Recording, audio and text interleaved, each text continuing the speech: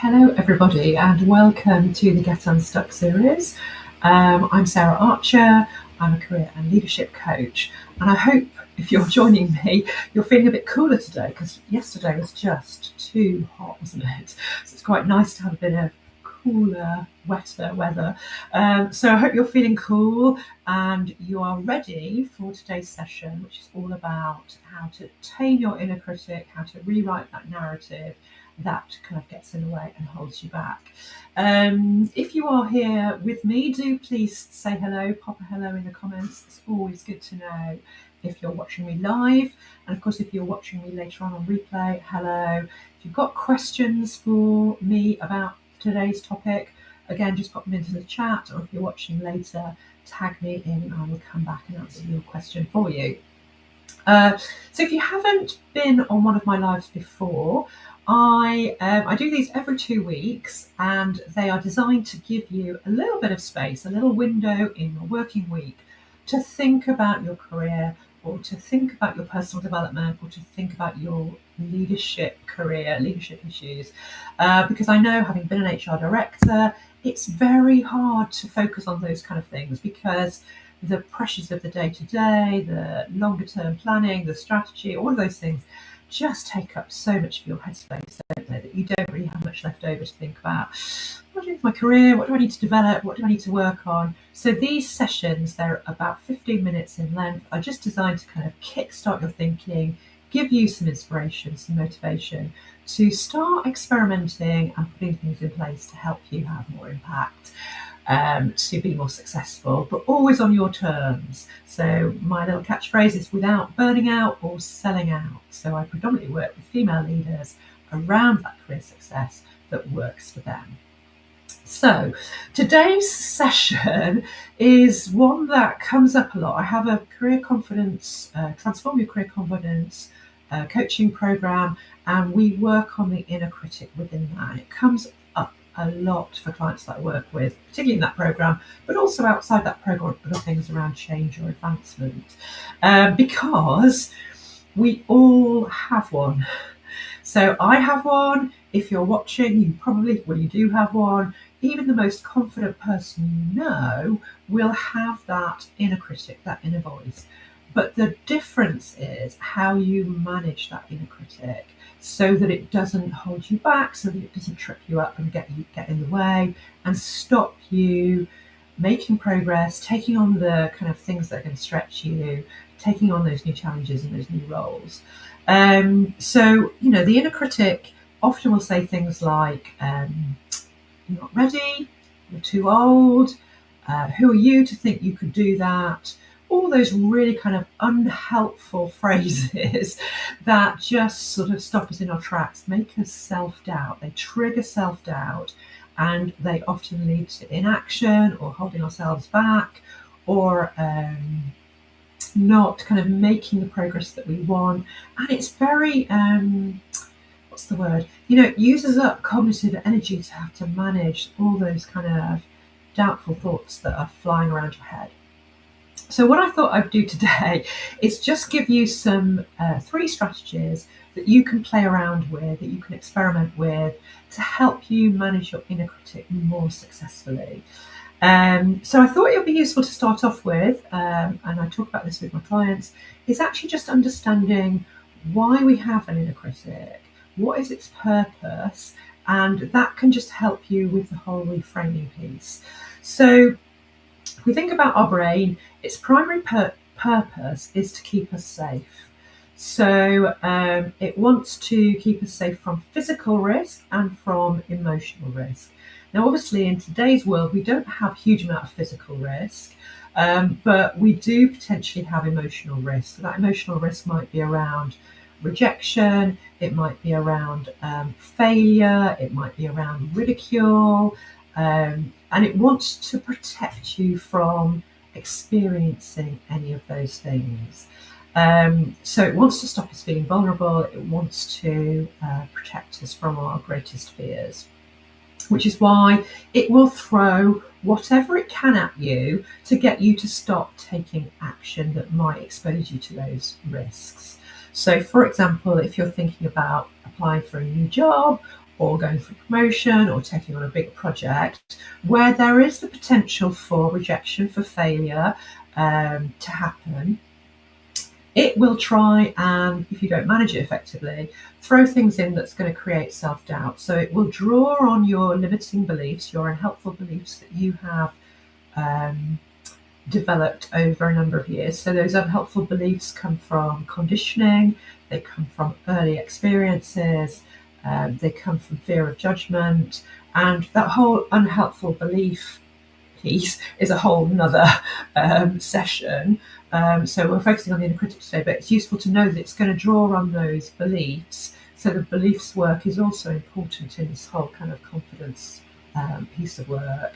But it will draw on them because it knows that you pay attention to those unhelpful beliefs that you've developed, and it can use them as ammunition. So we want to kind of be thankful to the inner critic in that it wants to keep us safe, but we also want to help it to feel safe, that it's okay for us to do those things that it fears. So we're going to look at that today. But I think it's always useful to know why we've got an inner critic, and actually that it's trying to be helpful. It wants to keep us safe and protect us, and that's why it says all those unhelpful things to us. So if we think about how we can manage that inner critic more successfully, it's useful to think about our inner narrative, because we all have a script that, again, we've developed over time that will, shape who we think we are and what we're capable of. So it tells a story about who we are and what we're capable of. And, it might be that you have a script that is running in the background, because we're not really conscious of this script, it's just there, that might be have a ceiling on what you feel is achievable for you. Or it might tell you a story about how good you are at certain things. So the first thing to do, because the good thing is that stories can be rewritten, so the first thing to do is to just kind of notice what the narrative is, because as I said, it's often kind of unconscious. We've had it going on for so long, we stop noticing what that narrative actually is. So when you think about going for a new stretching role, or taking on a new project, or doing a piece of work that you haven't done before, what is the narrative that you're playing? Just bringing it into your consciousness is the first step, because once you're conscious about the narrative, you can think about the areas of the narrative that you want to change. So I often think about, being the director of a movie. As the director of the movie, because you are in charge of the story in your head, being the director of the movie means you can change the ending, you can edit the movie, you can change the character profiles of the movie at any point. So it's not a fixed state. You can rewrite this narrative. So once you understand what the narrative is that you're telling yourself, you can then think about, actually, how helpful is that to me? And what do I want to play instead? What's the narrative that I want to create instead about what's possible for me and where I'm going to be successful? And the ways that we can do that is we can talk about flipping that script, so thinking about, if you had a friend, because it's always useful to kind of think about it in the third person. If you had a friend who had that narrative, who was saying those things to herself or to himself, then what would you encourage them to say instead? And this is really powerful, just to think, gosh, I'm really limiting myself, or I'm really being hard on myself when I'm playing that narrative. And actually, what would be a more enabling narrative that I would tell my friend to say to themselves? So that can be one way to do it, is to flip that script and think about what's a more positive narrative. You can also use what's called evidence-based reframing as well, because we're going to be disputing what our inner critic is saying to us. And it's easy for our brain to get our heads around that if we've got evidence to support the challenge that we're making to our inner critic. So if you can think about the successes that you've had or the achievements that you've had or what you're good at, and use those in your narrative as evidence. And this works particularly well if you tend to be more of an analytical person as well, because you're giving yourself evidence to say, okay, my inner critic is telling me that I'm not ready for this because I'm not good at X or Y. But if you can actually then give yourself evidence of, well, actually, in my current role, I produce X and Y successfully, and it's led to this impact, then you're just reassuring your brain that actually you are capable of this, you can do it. So I just to give you an example of this, because also the context is quite helpful too. So I had a client who she had experienced burnout in a previous role, quite extreme burnout. She'd had to take time out of work, and she ultimately ended up leaving that particular role. And she kind of took a sideways role for a while because she needed to kind of recover from the burnout, essentially. And then when she was ready to go for a new leadership role, she had all this kind of stuff her inner critic was throwing at her, because her brain was worried that she was going to get burnt out again if she went for a leadership role. So you could see the connection, her inner critic was trying to make. And so what she and I worked on was a narrative that acknowledged that things had been difficult previously, and the script went something along the lines of, I'm a different person to the person I was 5 years ago when I experienced burnout. And I know I've developed strategies to help me. I know what my triggers are. I know that should I start to feel overwhelmed or overloaded, I can take these kind of actions this time. And she also kind of went further on to say, to reassure herself and her brain, the organisation I'm thinking of joining in this new leadership role, I have researched them. They have really good policies around flexible working, time off in lieu, support. They have an employee assistance programme, all of these, tools that would help her to feel that actually she's making a good decision going into this new role. So just being able to kind of reframe that narrative and use the context of why that she might be being triggered, or you might be being triggered, in terms of your inner critic kicking in, can be extremely helpful. Now I've just seen I've got a comment pop up, so I'm just going to take time just to check if there's a question with that. So Jenny's saying, great ideas about evidence-based method for flipping the script to remind yourself what you've done and what you're capable of. Thanks for hosting the live. Great ideas for changing your inner critic. Great, thank you, Jenny. I'm really pleased that you're finding it helpful. The third technique I'm going to share with you is just about getting some distance from your inner critic. And it can be really useful to name your inner critic, to remind yourself that actually this isn't you, this is your brain, and you're giving a name to that part of your brain kicking in because it wants to protect you. And it can be really helpful to get that kind of distance. So I had a client who, she named her inner critic, so she gave it a name. But then what she did, because she was very creative, she drew a little picture of what the inner critic looked like. And she also identified what the behaviours were that the inner critic had, so being very aggressive, making her feel doubtful, that all the kind of behaviours it had.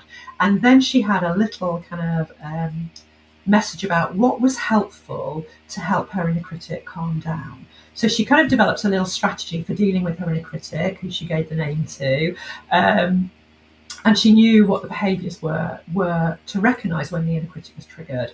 And what she found is that almost overnight, by doing that, it just quietened her inner critic. She started not to feel triggered. She started to recognise that the inner critic was trying to be helpful, and suddenly it just took on a different tone. She was much quieter, and it allowed her to take on more of an inner coaching voice, because that's what we want to do, is we want to kind of be more of an inner coach than an inner critic. And you have an inner coach as well, it just often gets silence. But using the evidence-based reframing, rewriting the narrative and flipping that script, and naming your inner critic so that you can recognise when it's your inner critic talking, can help then amplify your inner coach's voice. So just remember that, part of growing as a leader is that self-trust. And by quieting your inner critic and allowing your inner coach to have more of a voice, you're going to be able to trust yourself more. You're going to quieten the self-doubt.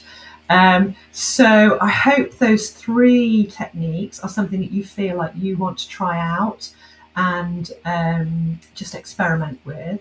And obviously, if this is something that you are finding particularly challenging, because it can be hard to do it on your own, then please do reach out.